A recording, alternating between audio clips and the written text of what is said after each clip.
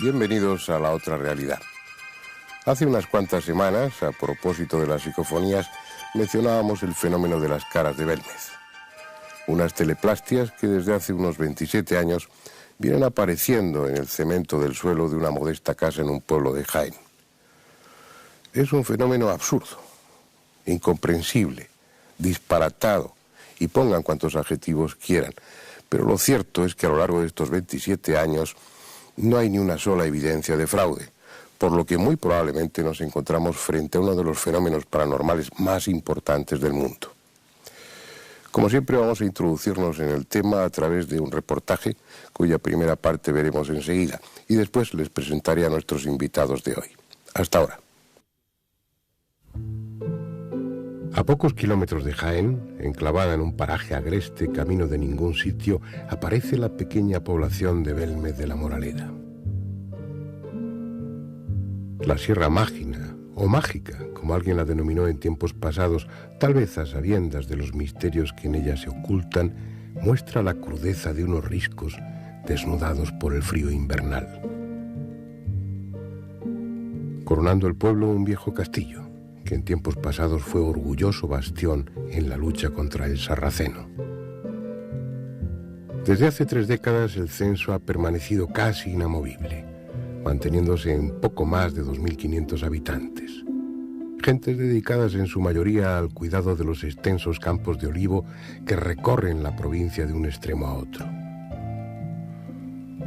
Las paredes encaladas van alternándose ya con las de ladrillo visto y con los escaparates de modernos comercios. Van quedando atrás aquellos tiempos en que este rincón de la geografía andaluza quedaba aislado por la nieve durante el invierno y el mal estado de la carretera lo hacía casi inaccesible en el verano. En suma, un pueblo español más, hasta que el misterio, sin previo aviso, decidió erigir su particular monumento a lo imposible en un humilde hogar de esta localidad serrana. A partir de entonces, nada ha vuelto a ser igual.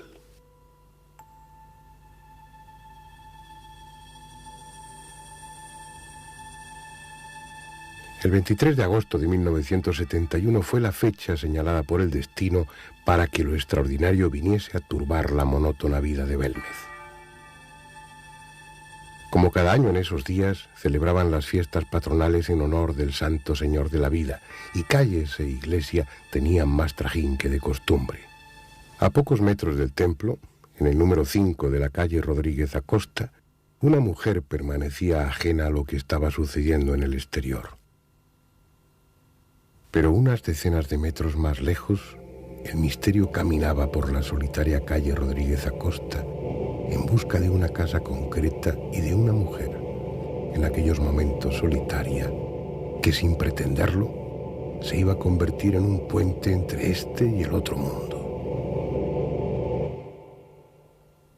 El alborozo del pueblo era solo un murmullo lejano que contrastaba con el ambiente pesimista que reinaba en la casa. María Gómez Cámara, la dueña del inmueble, aguardaba en silencio la llegada de su marido, Juan Pereira. Desde hacía unos días se encontraba postrada en el sofá del salón-cocina enferma de tifus.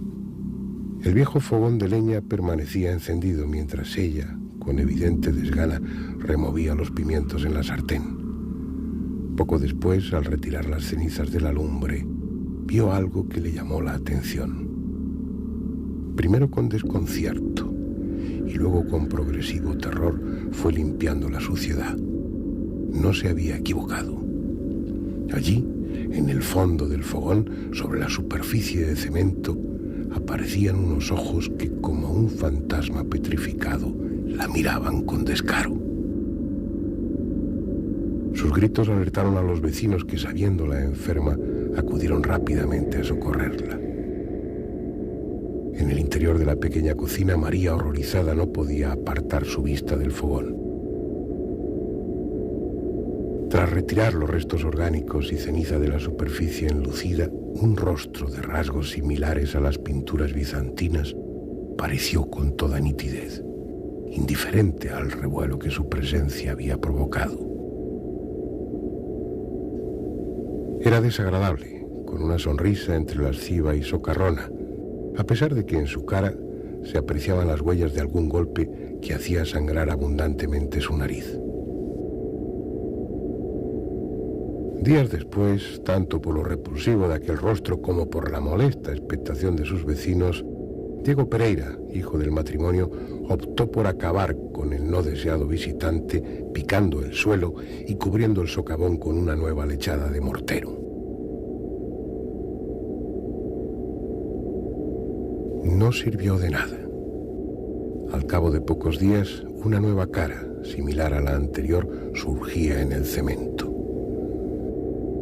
Se iniciaba así la historia de un fenómeno paranormal que para muchos investigadores es el más importante del mundo. La recién bautizada Casa de las Caras se convirtió en el principal tema de conversación del pueblo. Conociendo bien como conocían a la familia, pocos pensaron en una broma. La mayoría dio por cierta la naturaleza extraordinaria del suceso, inclinándose unos por el milagro y otros por la intervención diabólica. Sin embargo, aunque apasionante, el tema no había trascendido aún el ámbito local, pero no por mucho tiempo. La llegada de un reportero del diario regional de Jaén para cubrir las noticias referentes al enfrentamiento entre dos cooperativas aceiteras hizo que la vida de los habitantes de Belmez diera un giro de 180 grados. Una vez publicada la impactante noticia, la afluencia de gentes llegadas primero de la geografía jienense y posteriormente de toda Andalucía convirtieron a Belmez en una corte de los milagros a pequeña escala. Junto a los curiosos empezaron a llegar enfermos en busca de curación y pacatos ansiosos de contemplar lo que para ellos era un indiscutible milagro. Era una cosa que si admitíamos la parapsicología, pues entonces teníamos que desterrar el milagro. Y claro, entonces topábamos con la iglesia y él era el sacerdote entonces. El obispo se vino encima también, mía más que en él, porque yo fui alumno también del obispo y el obispo pues me llamó y me puso casi en la puerta de la calle del obispo. La autoridad eclesiástica del pueblo, encarnada en la figura del párroco Antonio Molina, fue la primera en tomar cartas en el asunto tras las urgentes advertencias que llegaban desde el arzobispado de Jaén, directamente de su máximo mandatario, Monseñor Miguel Peinado. El hecho de que Belmez se hubiera transformado de la noche a la mañana en centro de presuntas manifestaciones sobrenaturales que ya convocaban a centenares de personas no podía ser aceptado por una iglesia que, aún sin competidores, ya estaba perdiendo devotos de forma alarmante. Lo que pasa es que ahí con el periódico de la época lo que se quiso hacer fue tapar el fenómeno. ¿Y qué hicieron? Pues dar caña por todos lados. Es decir, intentar enfrentar a la gente, los defensores de la iglesia por un lado contra los retractores del tema, o los defensores del tema, pues lo que hubo un poco de pique, ¿no? Y aquello, claro, aquí en el pueblo provocó un boom muy grande, es decir, venir cola y cola inmensa de gente a ver un fenómeno, cuando la gente aquí lo consideraba como, bueno, lo veía como una cosa normal ya, pues entonces aquello provocó mucho revuelo aquí en el pueblo, ¿no? Aquellos primeros momentos los viví mal, porque nos atacaron mucho la prensa, el Periódico Pueblo, que era entonces el famoso Periódico Pueblo, pues lo montó en 3 días y lo tuvo que tirarnos, no tirar las caras, sino el pueblo en sí, en un día nada más. Y aquello fue un desastre. Y lo vimos mal porque unos me llamaban por teléfono diciendo que adelante, otros que para atrás, los otros que eran sinvergüenza, los otros los 3 caras de verme. En fin, aquello era un desastre. Fue entonces cuando el alcalde, Manuel Rodríguez Rivas, alentado por el padre Molina, encomendó al albañil Sebastián Fuentes la tarea de socavar el suelo de la casa encantada para descubrir las supuestas causas naturales que producían el fenómeno.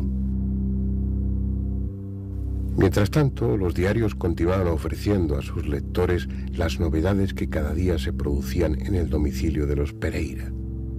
Insospechadamente, el asunto había calado en la opinión pública española y periódicos, como el vespertino Pueblo, aumentaron sus tiradas de forma espectacular gracias a las caras de Belmez. Y sobre todo a raíz de la declaración del diario Pueblo cuando dijo que las caras de Belmez eran los caras de Belmez, ¿no? Es decir, como que el pueblo entero ya estaban acusando a todo el pueblo de que se quería beneficiar del fenómeno eso, que era una falsedad, ¿no? Y después de todos los estudios que se han hecho, se comprueba fácilmente que no hay ningún tipo de montaje ahí. Es decir, lo verdaderamente extraño, o cuando la gente te pudiera acusar, es cuando el pueblo se ha enriquecido a costa de eso. O dice, bueno, pues puedo sacar un beneficio turístico tremendo de este fenómeno, pero el pueblo, quizás también quizás haya mala gestión por aquí, no sabía montarse la historia. El intento de acabar definitivamente con el suceso no hizo sino aumentar el misterio. Cuando Sebastián Fuentes llegó con la excavación a casi 3 metros de profundidad, no pudo evitar un escalofrío. La tierra extraída aparecía mezclada con huesos humanos, sobre todo de pequeño tamaño. El estudio forense posterior demostró que pertenecían a niños enterrados en el lugar aproximadamente 160 años atrás.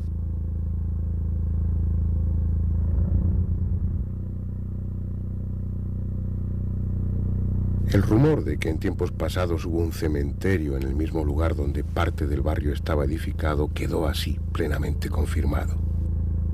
Además, el macabro hallazgo venía sazonado por el hecho de que entre tantos restos humanos no se encontrara un solo cráneo. Por su parte, como si se mostraran complacidas al comprobarse su origen de ultratumba, las caras continuaron apareciendo.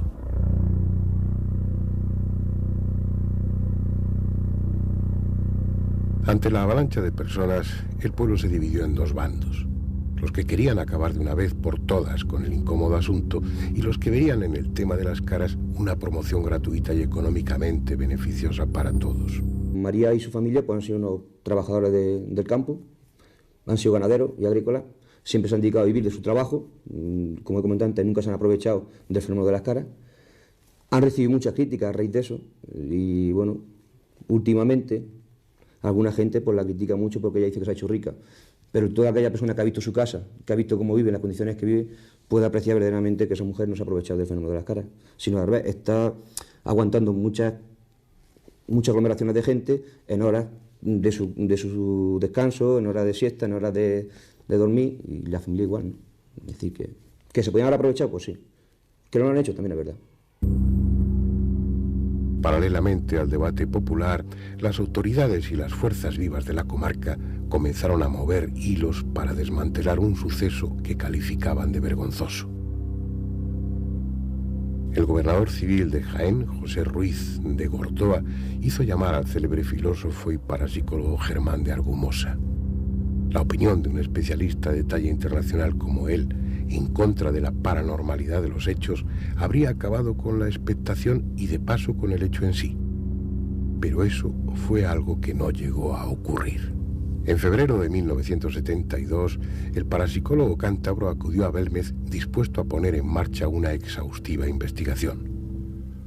Junto a un equipo compuesto por el catedrático de la Universidad Autónoma de Madrid, José de Solas, y 10 alumnos de dicha facultad, registraron en 12 magnetofones diferentes la intrusión de voces de procedencia desconocida, que en el momento de la grabación no fueron audibles para los presentes. Eran psicofonías, probablemente las más lúgubres que se han obtenido en España.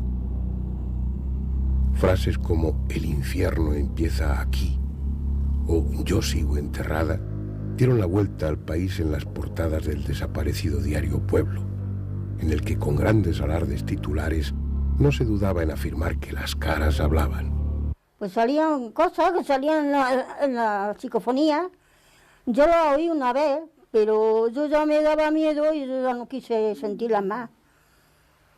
Y decía, socorro, sácame de aquí, un niño llorando, yo no quiero estar aquí, sácame de aquí. Y yo ya no, me da luego miedo de quedarme sola y acordarme de aquello. Y yo ya no quise sentir más.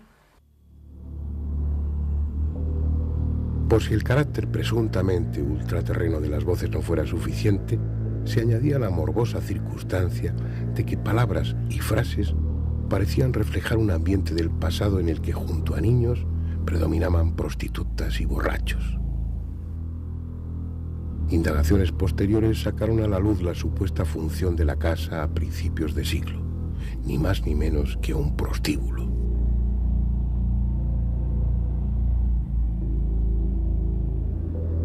Meses más tarde, por la Casa de las Caras pasarían investigadores de gran renombre, como el psicólogo alemán Hans Bender, cuya opinión se uniría a la de otros expertos, descartando la posibilidad de un fraude. Las maniobras oficiales y el poder de una iglesia intransigente no pudieron evitar que el paso de los años haya convertido al hogar de María Gómez Cámara en un punto de referencia obligado a la hora de hablar de fenómenos paranormales.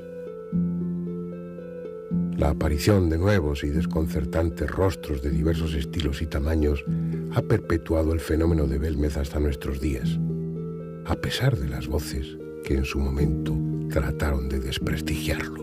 La cuestión es, como veremos después, el primordial papel que María, la dueña de la casa, juega en esta historia. Bien, yo creo que con esta primera parte del reportaje ya hay datos suficientes para iniciar el debate. Pero primero voy a presentarles a los invitados de hoy. Andrés Averasturi, a quien ya conocen sobradamente. Insisto en lo que comentábamos antes de que se encendieran los focos. Él es el alter ego de este programa. Bueno, un poco hay que pasar. El ego eres tú, lo pones tú y yo pongo el alter. Ese es el alter. Manuel o Manolo Gómez Ruiz, abogado que lleva muchos años investigando el fenómeno de las caras de Belmez, que dirige una exposición de fotografías, yo creo que no de las más completas, la más completa que existe, en la que se muestran las caras de Belmez desde el principio hasta la actualidad. Lorenzo Fernández, director adjunto de la revista Enigmas, periodista, y que por razones de vecindad, porque sus orígenes están en Jaén, pues supongo que el tema lo conoce muy bien, pero ya ha escrito varios artículos sobre las caras de Belmez y está claro que es un tema que domina, ¿no? Yo siempre lo digo, vamos, soy jienense de nacimiento, madrileño de adopción, yo creo que como casi todo el mundo que vive en Madrid, y la verdad es que me ha tocado desde muy pequeño ver ese fenómeno, cómo ha ido evolucionando y cómo quizás ha ido involucionando en este tiempo. Luego hablaremos de todo ello. Iker Jiménez, también director adjunto de la revista Enigmas, también periodista, también especializado en la investigación de campo de estos temas y que también, una vez más, pues conoce las caras de Belmez porque las ha estudiado y ha seguido la pista a los aspectos oscuros o controvertidos que tiene el fenómeno.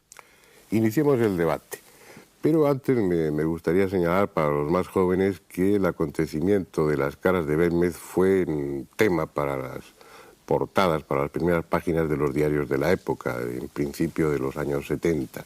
Fue una auténtica conmoción social.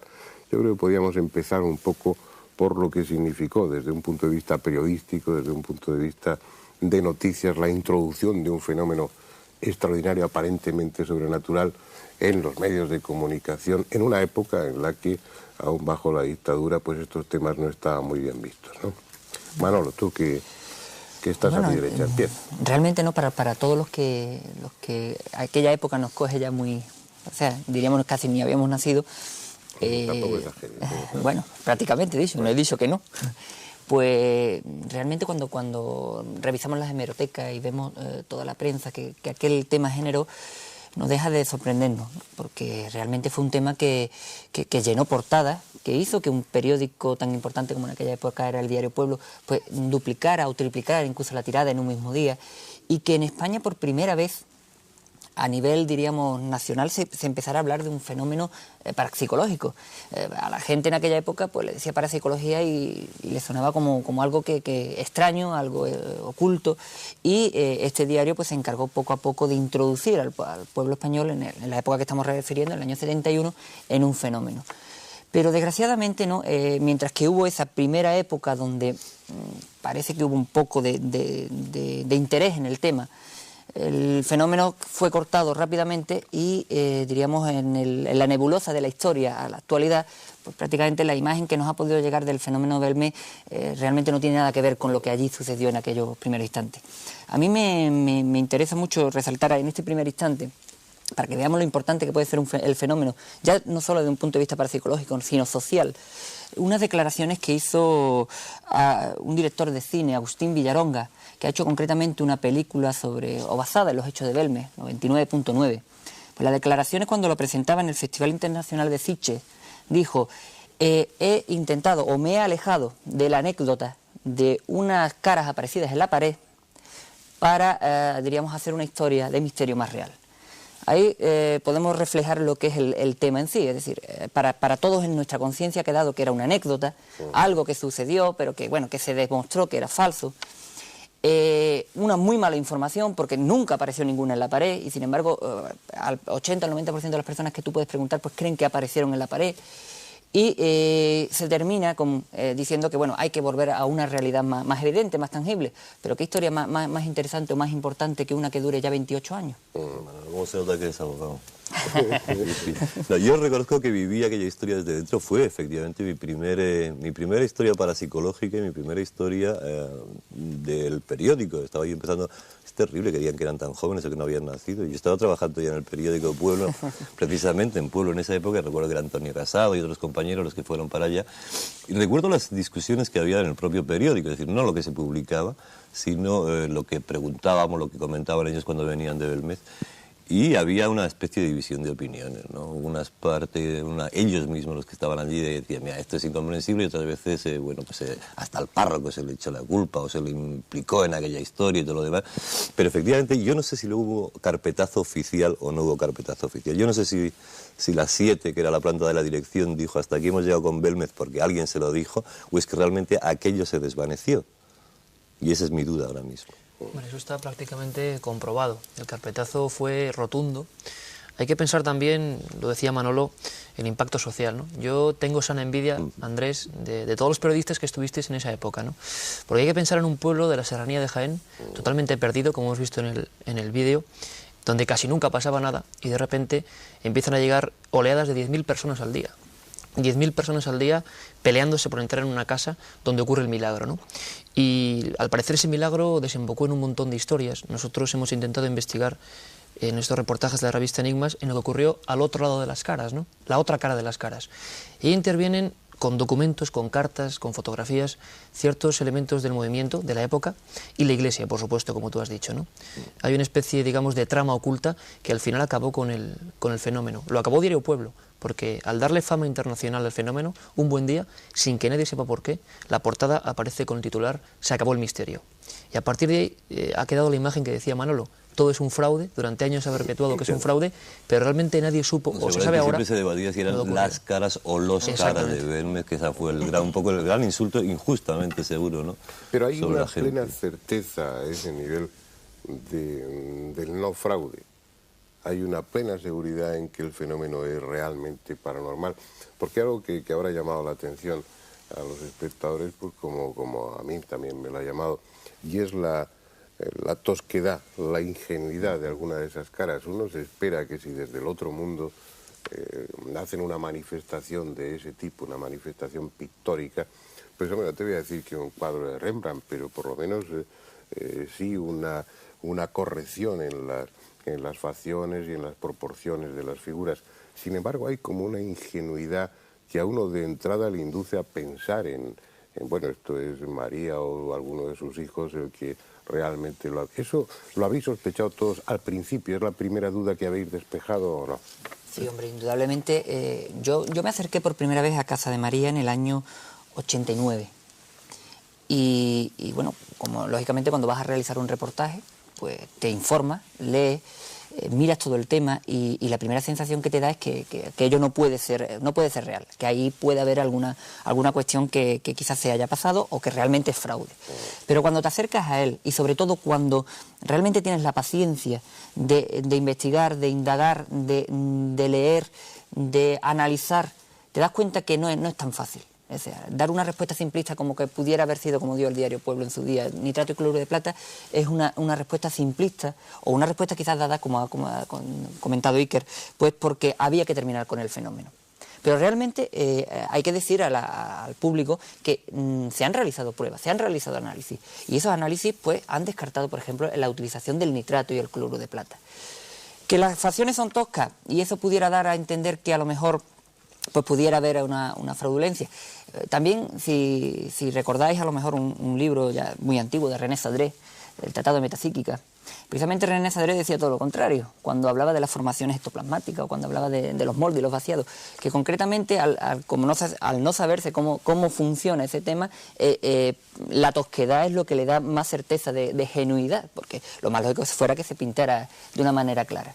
De todas maneras, también hay que decir otra cosa, no todas las caras son toscas. Y además, una cosa que también es muy importante dejar claro, y es que no es que aparezca una imagen y se quede ahí en el suelo, diríamos, plantada, sino que esa imagen evoluciona.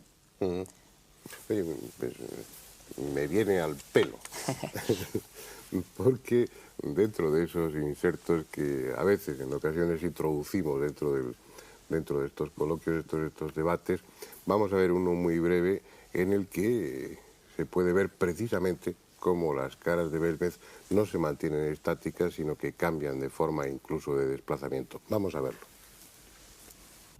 Este es el primer rostro aparecido en Belmez de la Moraleda. Las gentes, al verlo surgir, creyeron que se trataba del retrato de una persona brutalmente golpeada. Tras ser recortada del suelo del fogón y colocada tras una hornacina de cristal, comenzaron a sucederse extraños cambios. El rostro ensanchó sus facciones, deslizándose hacia la derecha, a la vez que una macabra sonrisa se dibujaba en sus finos labios. Hoy, el rostro, totalmente esférico, parece haber empezado a difuminarse. 30 años después, no se parece en nada a la faz que atemorizó a España en aquel verano de 1971.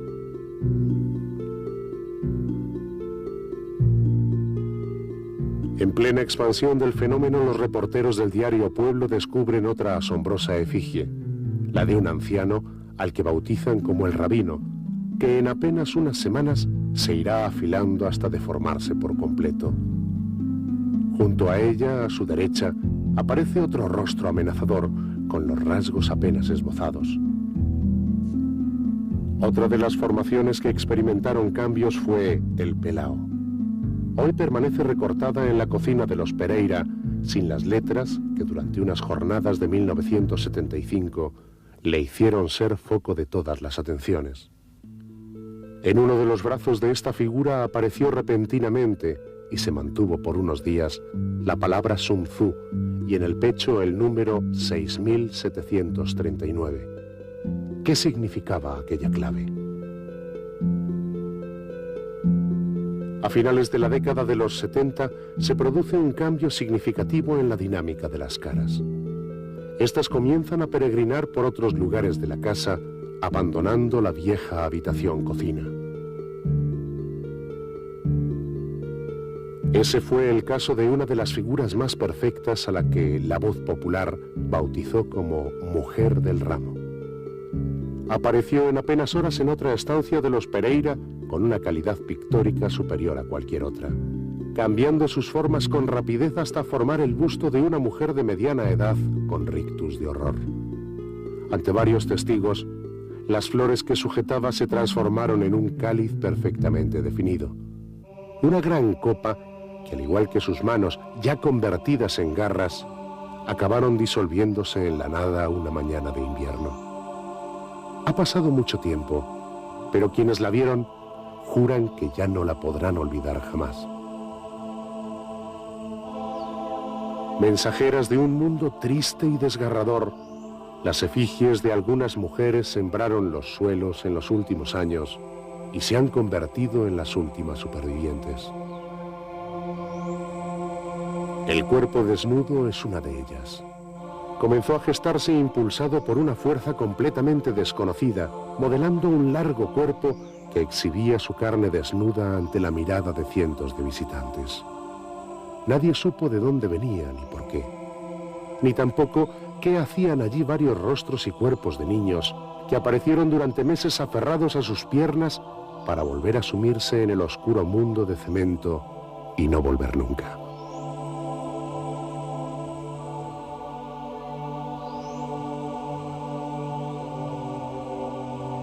De ellos apenas queda el recuerdo. Quizás sus hermanas mayores, aquellas que llevan más de 25 años aferradas al suelo, sean las únicas que sepan el secreto de esta vida y muerte de los rostros de Belmez, pero por lo que parece, no están dispuestas a desvelarlo.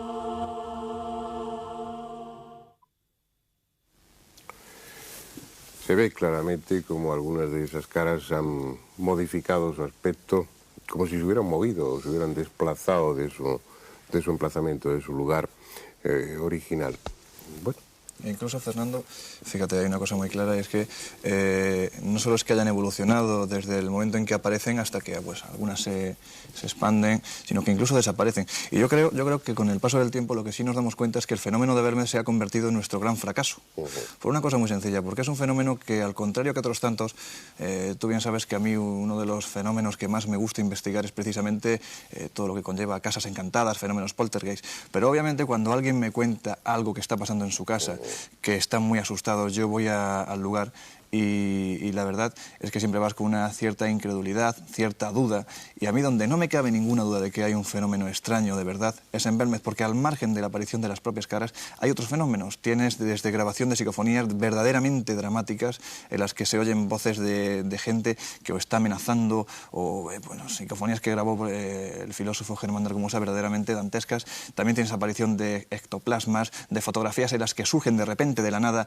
unos seres monstruosos que se van de las propias caras. Tienes agresiones incluso, según se comenta, agresiones y fotografías, de hecho, de las propias caras. O sea, que es un fenómeno en el que se une todo. Lo ideal, vamos, es el caso perfecto dentro de un fenómeno poltergeist en el que confluyen todos los elementos para decir, hay que investigarlo y no hay que dejar pasar como hemos dejado pasar o como han dejado pasar 27 años para poder pues, meter instancias. ¿Qué? Porque a mí, es decir, yo me pongo otra vez en mi situación. 27 años apareciendo cosas, apareciendo historias con psicofonía. ¿Y eso con qué sentido? ¿Por qué aparece eso? Pregunto. O sea, el razonamiento... ¿Qué quieren? Es decir, yo entiendo que las psicofonías y todo eso que hablábamos en los primeros programas, bueno, pues dan un mensaje que dar, tienen algo que decir.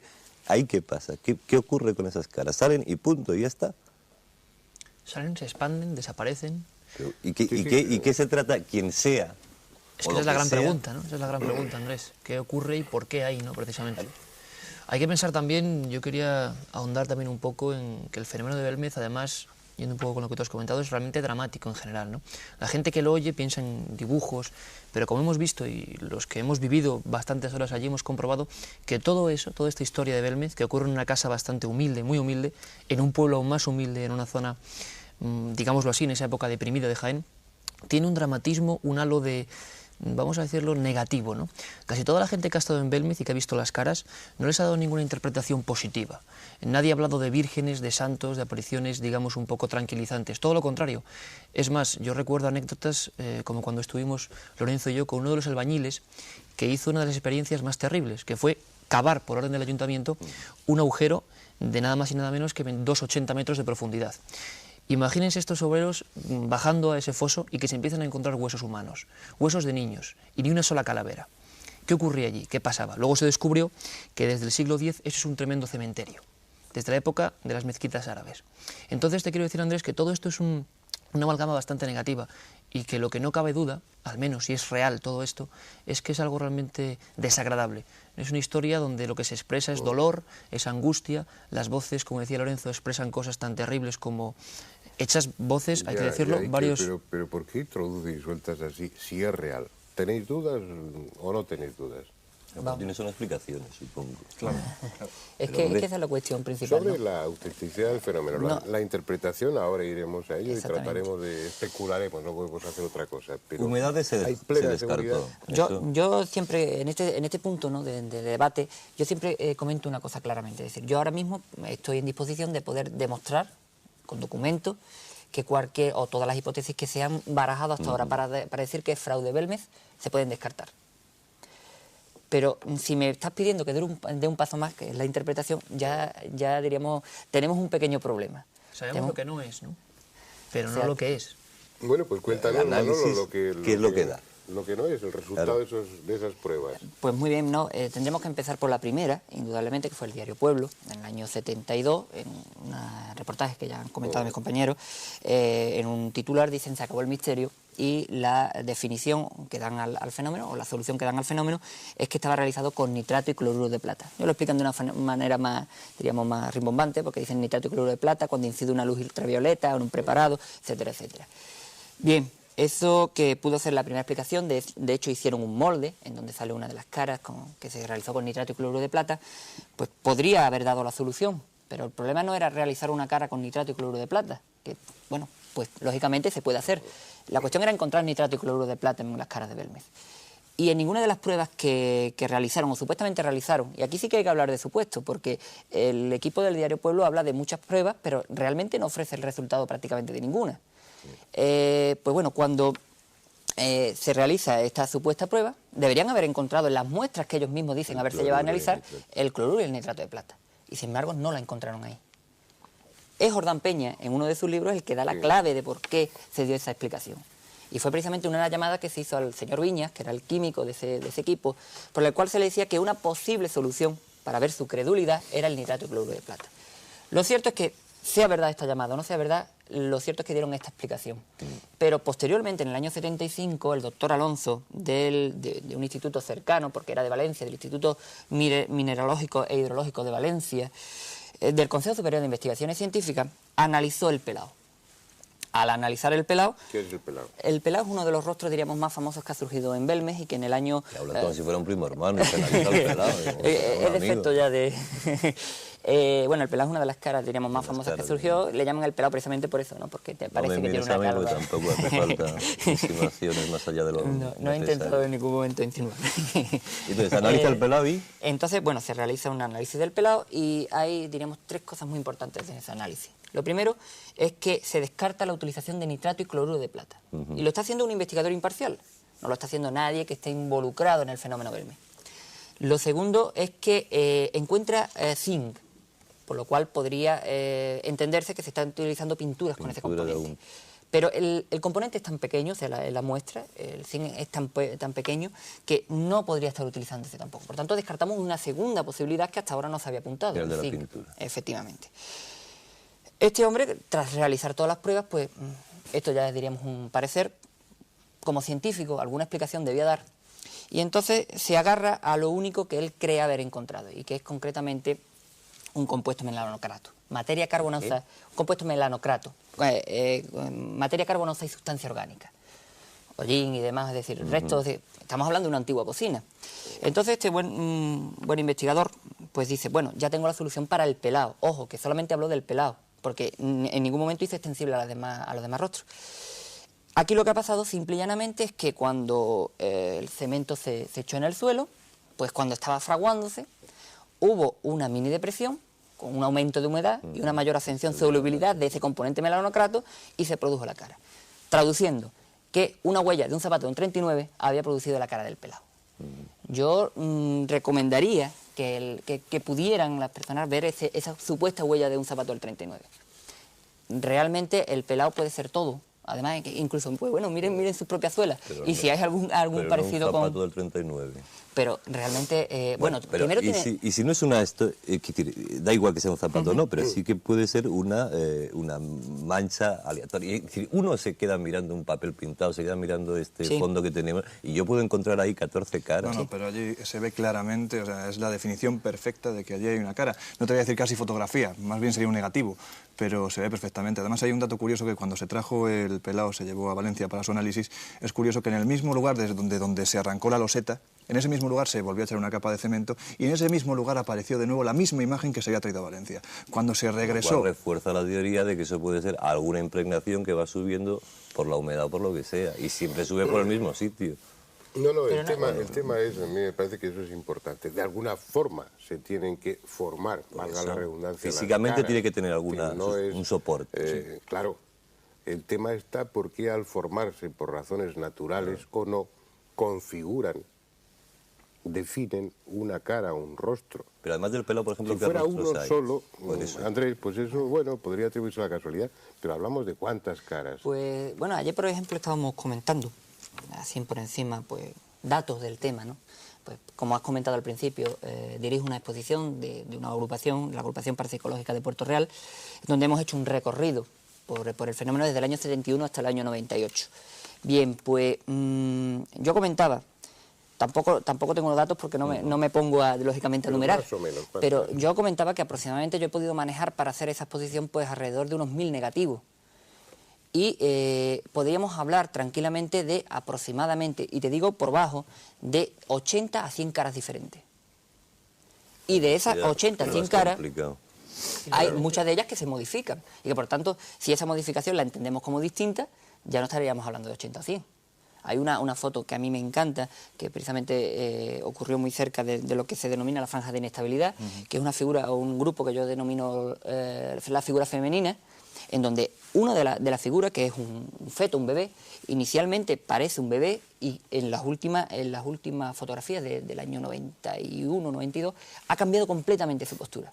Y estamos hablando de la misma figura. Sigue siendo bebé. Y sigue siendo un bebé. Pasa que cambia la figura. Cambia completamente su posición. Y además los niños son los más generales en toda la cocina. Y si me permitís, una cosa interesante y que sorprende a la gente que va allí son los cambios de las caras, ¿no? Como ha comentado Fernando antes, ya hemos visto en el inserto. Pero me gustaría ahondar en una cosa, que es que ese dinamismo es lo que hace que no pensemos en pinturas o demás cosas.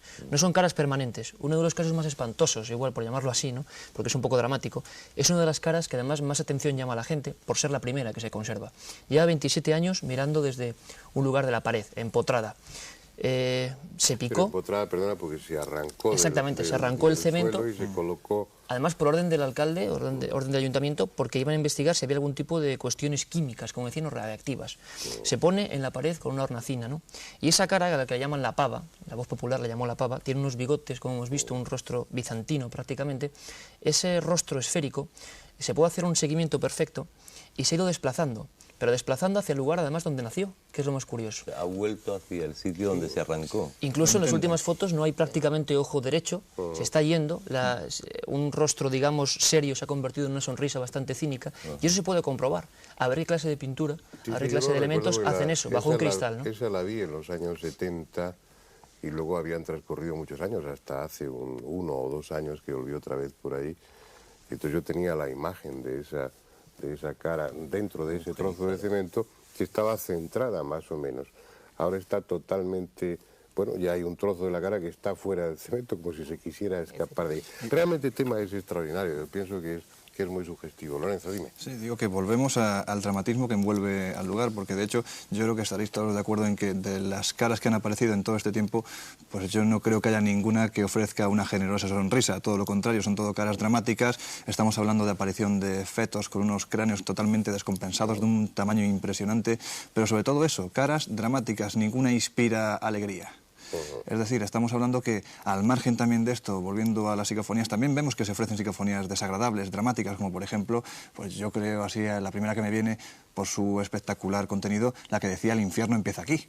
Estamos hablando de un contenido, yo creo que para la época, estamos hablando del año 72 cuando se obtiene esta psicofonía, pues yo pienso que es bastante fuerte para la época que apareciera esto con este contenido y en ese contexto. De la Iglesia en esta historia. Eso es lo que yo iba a preguntar antes de que pasemos a publicidad. Y antes de que veamos la segunda parte del reportaje. Pues estamos situándonos en los principios. Hay una actitud social popular que es la de entusiasmo, que es expresada a través del diario Pueblo. La gente se muestra apasionada por un fenómeno extraordinario. Esa es la actitud popular. Y luego está la actitud oficial, la de la Iglesia y las autoridades, que en un momento determinado dan orden, como veremos después en la segunda parte del coloquio, dan orden de terminar con esa historia. ¿Por qué esa disparidad? ¿Por qué a las autoridades les molesta o les molestaba? Yo creo que les sigue molestando ese tipo de fenómenos y por qué a nosotros, a la gente común, nos interesa.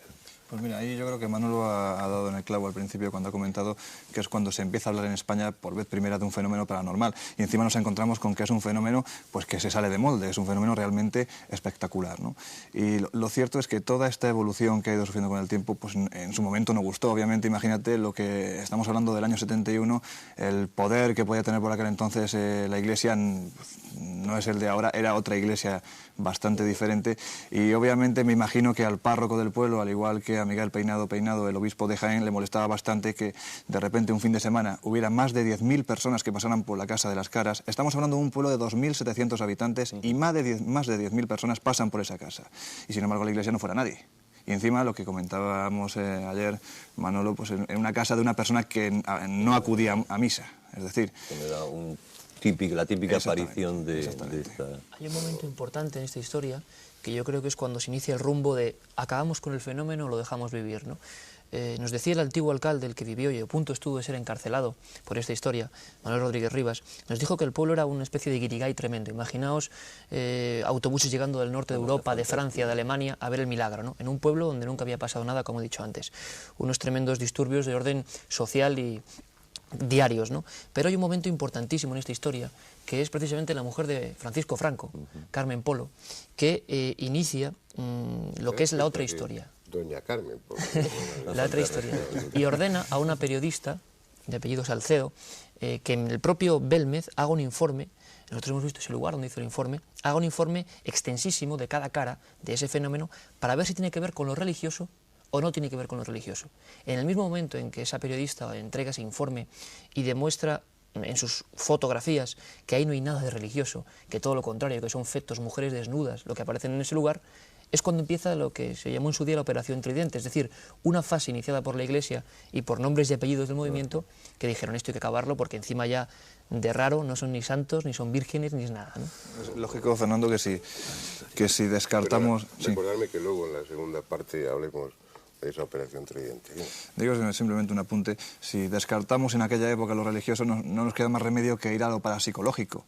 Y obviamente, vosotros bien lo sabéis... O a lo sobrenatural. O a lo sobrenatural, da igual, los términos. El caso es que ambos términos en aquella época, y lo sabéis bastante bien vosotros que la vivisteis, no estaban bien vistos.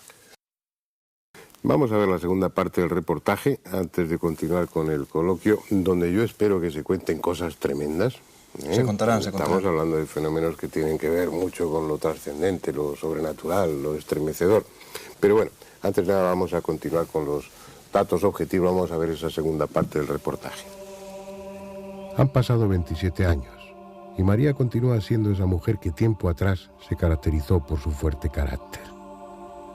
Con la mirada perdida en las desconcertantes teleplastias, deja entrever esa sutil relación que, como muchos aseguran, siempre ha habido entre ella y las caras. Mucha gente piensa que está vinculado a María. La gente piensa aquí en el pueblo, sobre todo el comentario general del pueblo, es que una vez que María muera, las caras desaparecen. Yo personalmente pienso que María es el hecho principal de que aparezcan las caras. ¿Cómo lo hace? Pues eso es tema de los técnicos, ¿no? de que estudian los fenómenos paranormales. El pensamiento general del pueblo es que una vez que desaparezca María, desaparecen las caras. También hay comentarios de que en otras casas paralelas han aparecido caras, pero claro, ahí la gente ha cerrado sus puertas y nadie sabe si es verdad o mentira, porque no quieren abrir, porque también este hecho ha provocado la afluencia de mucha gente a visitar las caras con una molestia inclusive para las familias, ¿no? Entonces, en la casa que haya aparecido al lado, pues han querido taparlo, pero se comenta también eso, de que hay en casas paralelas que han aparecido caras. Yo, en estos últimos 3 años, yo no he visto ninguna modificación de las caras. Se ven más nítidas, menos nítidas, en función también del estado anímico de María, bajo mi punto de vista, porque cuando ella está enferma, las caras han disminuido de tonalidad, y cuando se encuentra anímicamente muy bien, las caras tienen otra tonalidad, pero que modificaciones yo no he apreciado. Simplemente mayor claridad o menos claridad.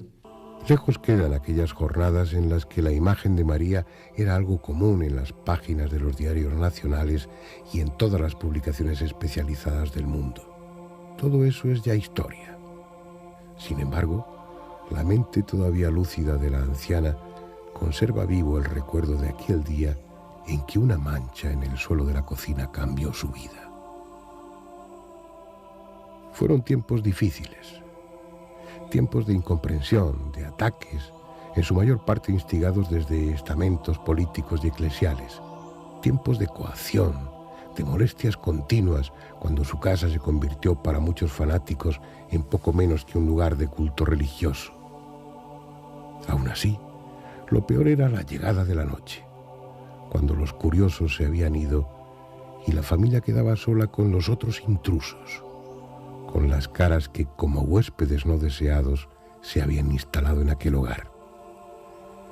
Era entonces la hora del miedo, la hora del quiénes son y por qué están aquí. Y ya el gobernador dijo que le mandaron una fotografía, si merecía la pena venir a ver las caras o no, la cara. Y le mandaron una fotografía de igual que aquella que hay allí. Y vino la Guardia Civil y vino la policía vino el gobernador, vinieron muchos soldados, vino la televisión el domingo próximo y ya el primer científico que vino fue Algumosa. Luego ya se juntó con Jan Bendes y ya venía Jan Bendes también con él. Y ya siguió la carrera esa. Han venido ya otros científicos más y estaban investigando. Pero hasta fecha todavía no sabemos lo que es. María Gómez Cámara recuerda haber visto pisar el suelo de su pequeño salón a gentes de todas las razas que habitan el planeta. Naturalmente que era una molestia, pero nunca ha cerrado su puerta a los curiosos y menos aún a los investigadores que de buena fe han acudido a su hogar para intentar descifrar el enigma.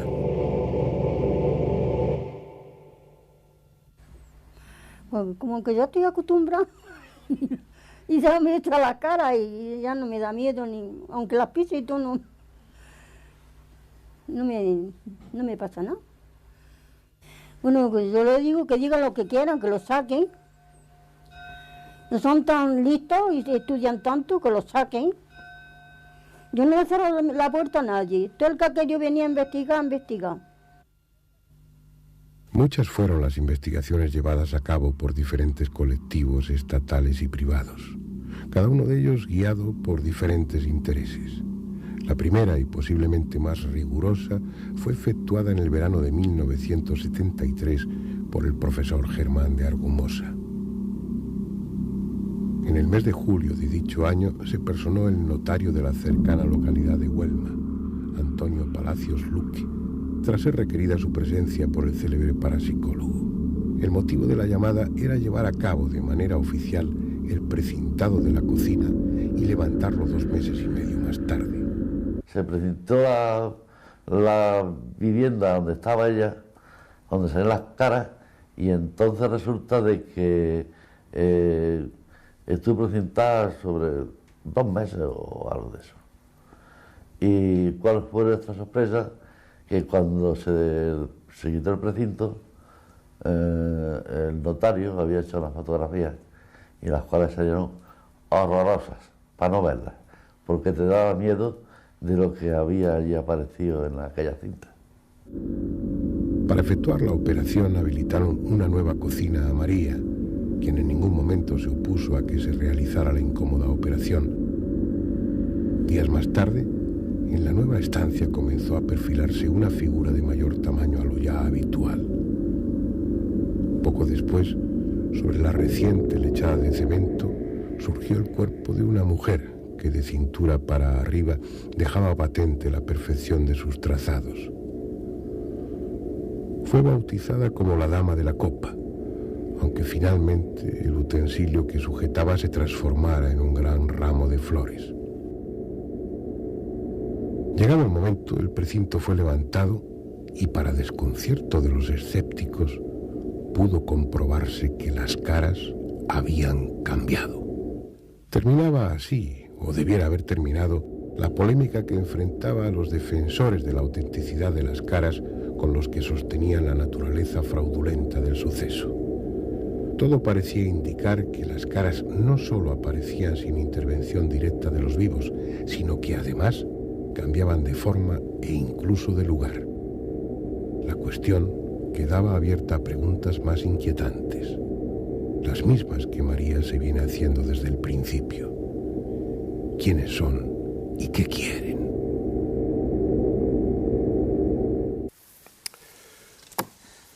Entremos en la recta final y en materia. Venga, quiero aquí escuchar cosas. Las cosas tremendas, fundamentalmente, que tú decías, ¿no? No, a mí lo que os decía antes de la publicidad, hace un cuarto de hora, que yo creo que fue un fenómeno que se fue de las manos al propio periódico, al pueblo, es decir, se fue de las manos en general, porque creó tal... es que seguramente los oyentes o los televidentes valencianos más jóvenes no recuerdan, pero fue un fenómeno que triplicó, como tú decías, la tirada del periódico durante los días, y la gente lo seguía apasionadamente, se lo seguía día a día. Entonces yo creo que eso es lo que les asustó, digamos, al estamento oficial, al establishment, y entonces por eso se cerró. Ahora bien, yo insisto, 27 años para decir que... ¿Por qué las caras de Belmez? Pues yo creo que de momento para decir que no es un fraude. de momento. Bien. Yo creo que todos lo hemos hablado alguna vez.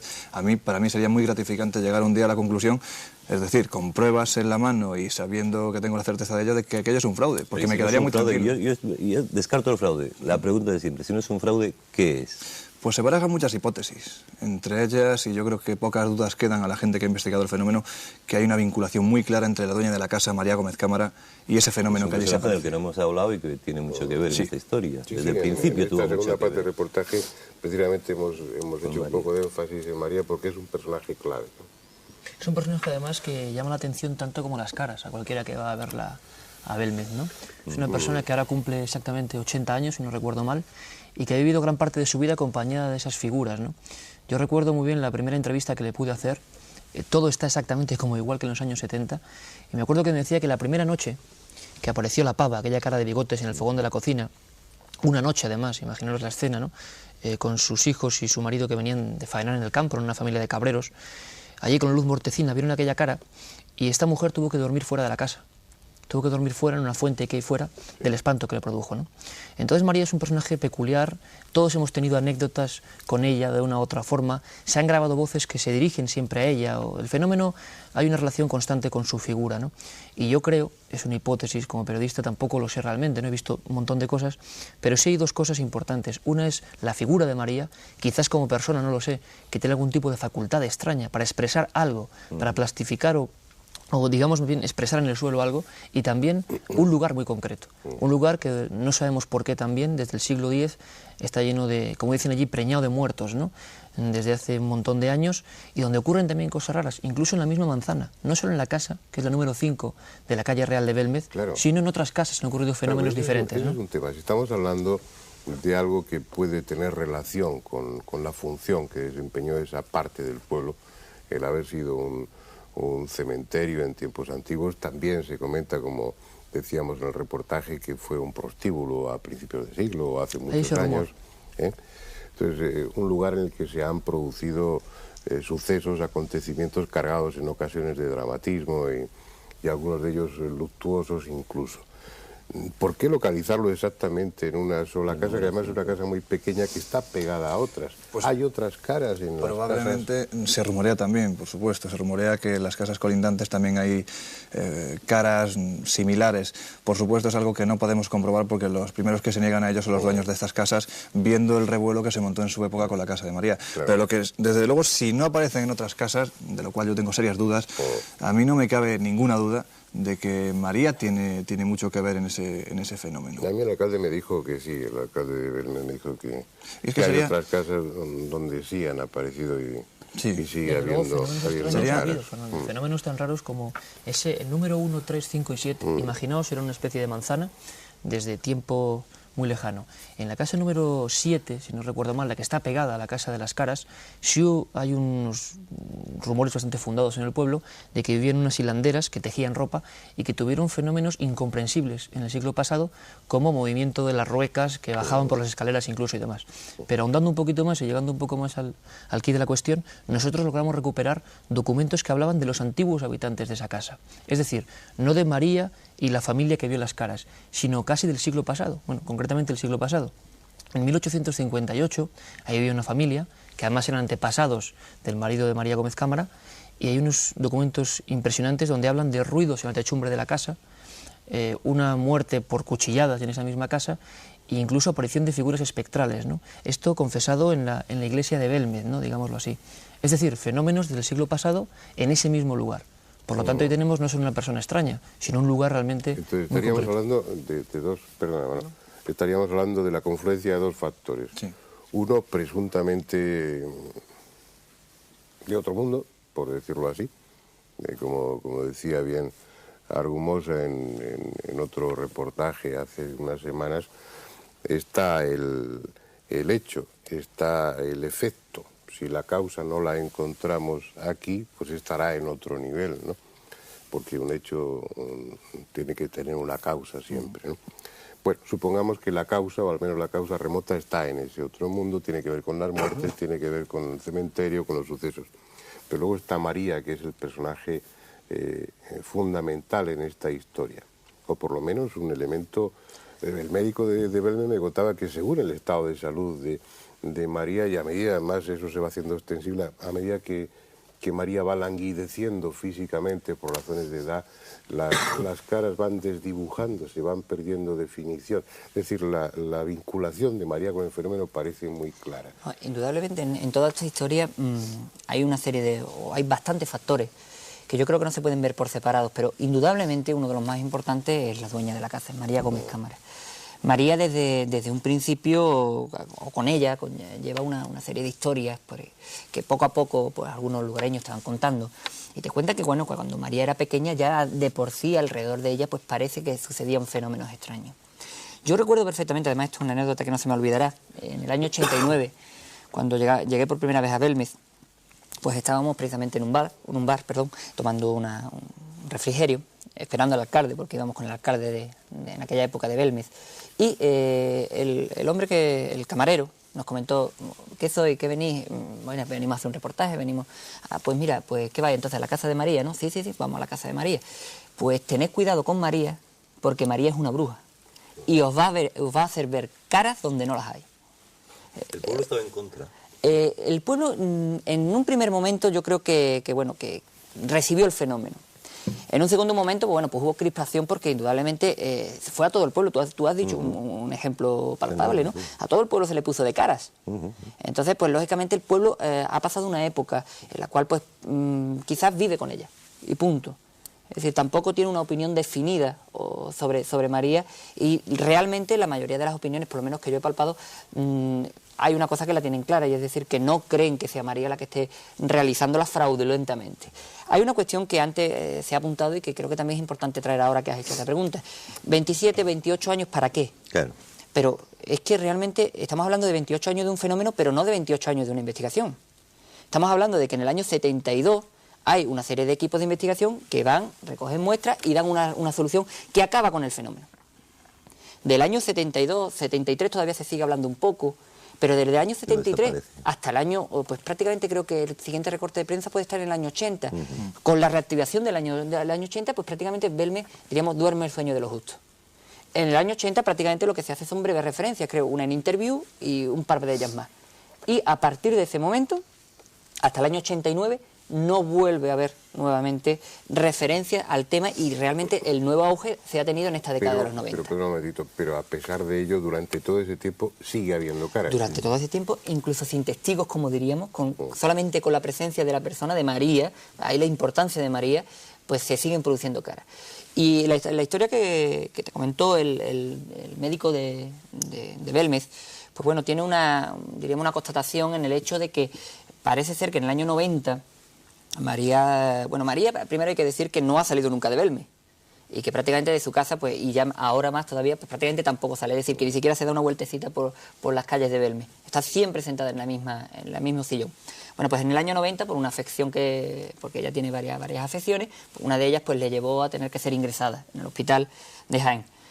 Los testigos que en aquella época pues pudieron contemplar aquel fenómeno, pues dicen que las caras pues perdieron nitidez, perdieron, diríamos, brillantez, perdieron dinamismo.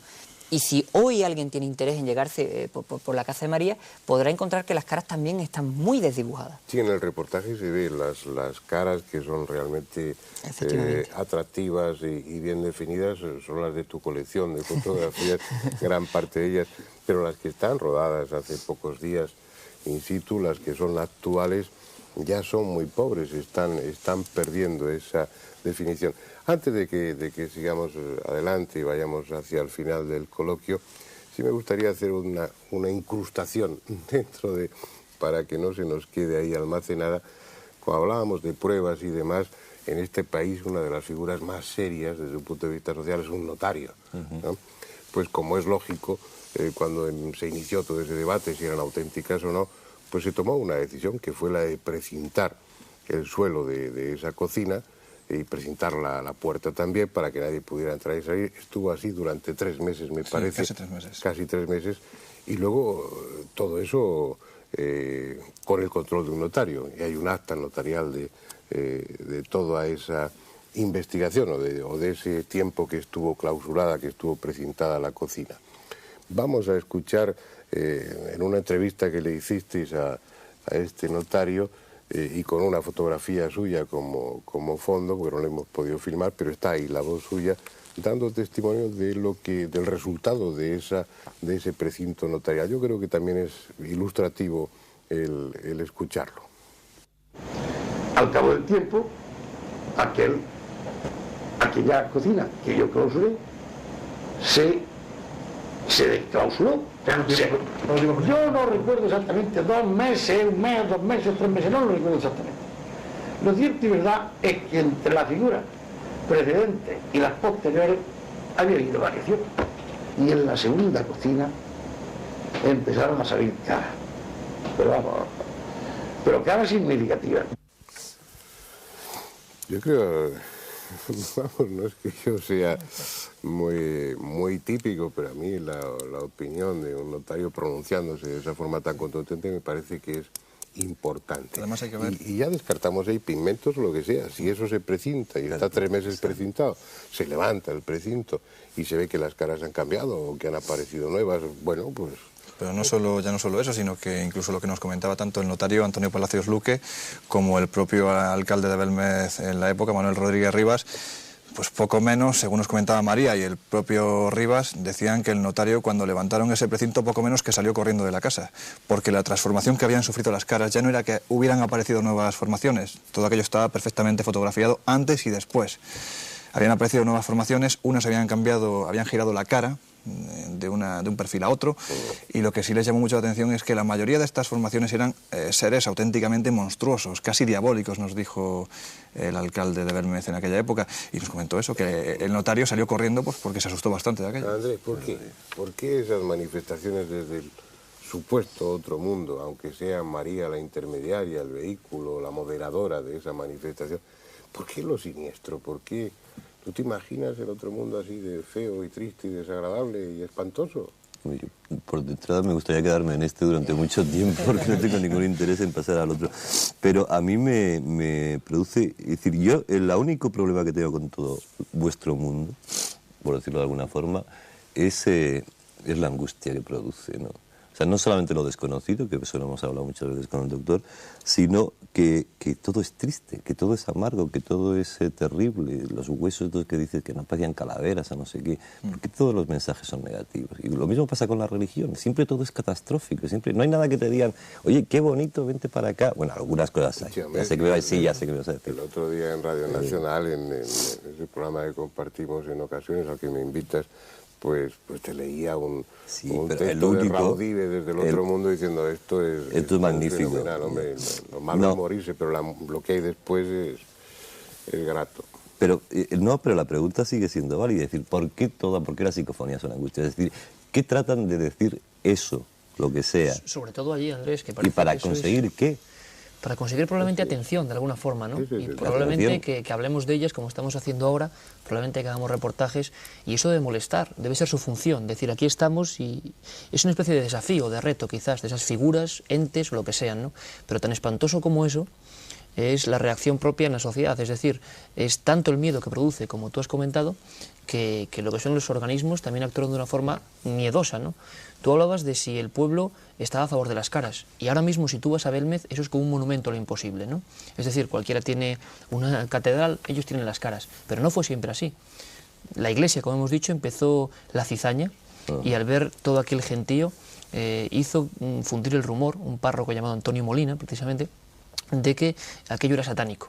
Y nosotros hemos recorrido Belmez buscando antiguos archivos y hemos visto y hemos sacado en este vídeo fotos de la gente enfrentándose en la calle contra de las caras. Posteriormente el alcalde, Manuel Rodríguez Rivas, ve como un coche negro del Ministerio de Gobernación viene y se lo lleva, así de claro, en España en los años 70, ¿no? Y hay que pensar lo que es un alcalde de pueblo yendo al despacho del ministro de la Gobernación, Tomás Garicano Goñi, cara a cara, nunca mejor dicho, y para que este hombre le diga, don Manuel Rodríguez Rivas, o usted se pone en medio del pueblo a decir a todos los medios de comunicación que esto es un tremendo fraude y casi que ustedes son culpables, o aquí todo el mundo va en la cárcel. Nosotros publicamos en la revista Enigmas la carta donde ese expediente querían encarcelar a todo el pueblo por parte de 84 miembros del movimiento. Es decir, es un mundo terrible, Andrés, es un mundo mísero, dramático, que produce tanto miedo que en vez de intentar investigarlo, intentar llevar ahí, no sé, a cualquier universidad para quitar todas las dudas, lo que se hizo fue carpetazo y bueno, como esto asusta, pasar de ello, ¿no? Por lo que estabais diciendo, perdón, lo terrible va a ser, bueno, que se esperar un poco a que María se haga más mayor, ¿no? A ver qué pasa, porque eso sí que sería una prueba, es decir, si el día que María falte, el día que María muera, por el paso de los años, lógicamente, si desaparecen las caras, ¿qué cara se nos va a quedar a nosotros? Es que siempre planteamos el tema, y ayer lo estábamos comentando, siempre planteamos el tema desde el punto de vista en que María fallezca y qué pasa con las caras. Pero ¿y si desaparecen antes de que María fallezca? ¿Por qué nunca nos planteamos esa posibilidad? Las caras están bastante difuminadas actualmente. María tiene 80 años, ¿por qué tenemos que esperar? A lo mejor el fenómeno se nos está yendo. Sois los que habéis asociado fundamentalmente. Parece claro que hay una relación. No sé si es una relación causa-efecto, pero cuando menos ella actúa como moduladora de ese fenómeno. Pues bueno, sí, parece un poco morboso especular qué pasará cuando María se muera. Ojalá viva muchos años. Pero sí, será otro momento para saber. ¿Perdón? ¿María es feliz? María es María. Y con eso yo creo que ya es bastante. Conocerla y darse cuenta del carácter tan fuerte que tiene esta mujer, pues yo creo que con eso ya basta. Feliz. Desde luego, ella lo dice, está muy bien acompañada. No está sola en su casa. Yo no creo que sea feliz por una cosa muy, muy elemental. Esta mujer tiene en su casa, que es humildísima, una cocina de prácticamente 3 metros cuadrados, nada, 4 metros cuadrados. Esta mujer que ha estado ahí ha visto... Un poco más, ¿no? Sí, 2 por 2, algo así, no sé, más o menos medidas, pero es algo ínfimo, ¿no? Sí, es pequeña. Sí. Esta mujer está en una silla, en un sofá, lleva 27 años con unas caras que nadie le ha dicho que son. Y no ha ganado un duro, ¿no? No ha ganado prácticamente un duro. Es verdad que en una época sí es verdad que se vendieron unas fotos y demás, pero nada. Y además me parecería, no quiere decir que si ellos pusieran una entrada, que no existe, por supuesto, el fenómeno fuera falso. Pero lo que es cierto es que María ha visto, calculan casi 1,5 millones de personas pasar por esa casa civil de Belmez de la Moraleda, ha visto científicos de todas las partes del mundo. Ella me decía hace unos meses, he visto a gente de todas las razas y se van igual. Nadie me dice qué demonios apareció un día en mi casa. Y eso no la puede hacer feliz. Y nosotros nos vamos a ir igual. Decírselo tampoco. Después de haber estado hablando durante largo tiempo de las caras del mes, es lo triste o lo sugestivo que tienen estos temas. Hemos hablado de diferentes aspectos, hemos visto claramente, o todo lo claro, que se puede ver que no es un fraude, lo descartamos, hemos visto que puede tener un origen extranatural. No hay nada extranatural, hay partes de lo natural que no entendemos o que no comprendemos, pero estaría en esa parte, que María tiene una función ahí, pues que condiciona en mayor o menor medida la aparición de esas caras, pero nos quedamos sin saber realmente de dónde vienen, cuál es su intención, qué va a pasar con ellas, qué es lo que quieren decir, qué quieren decir todos estos fenómenos extraordinarios. Bueno, la semana que viene nos enfrentaremos con otro y probablemente terminemos igual que hoy, sin saber por qué suceden las cosas, pero ya es importante, cuando menos, tener conciencia de que suceden. Hasta la semana próxima.